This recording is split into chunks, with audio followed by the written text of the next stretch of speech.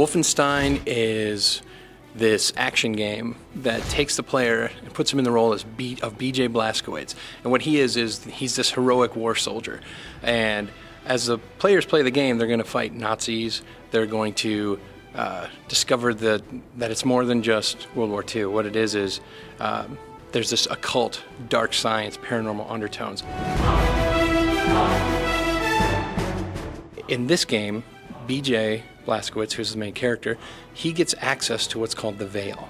And what this is, it's an item that he has that allows him to step in and out of this other reality.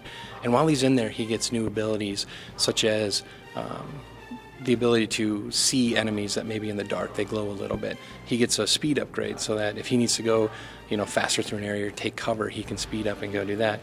And he also gets access to these powers. And one of these powers is called Mire.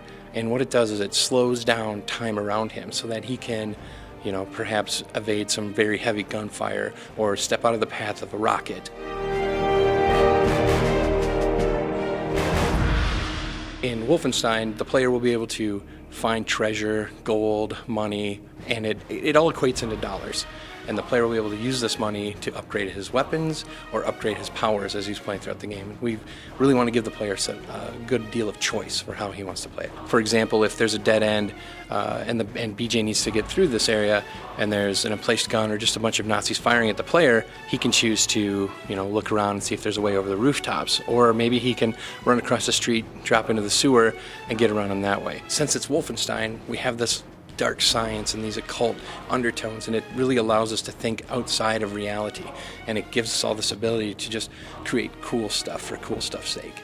And I'll tell you about one of the weapons that plays on this. It's called the particle cannon, and what this does is it harnesses the power of the Veil, and it creates this beam that disintegrates enemies on contact, and it just burns through cover, and it's just this uber powerful weapon that BJ will have access to.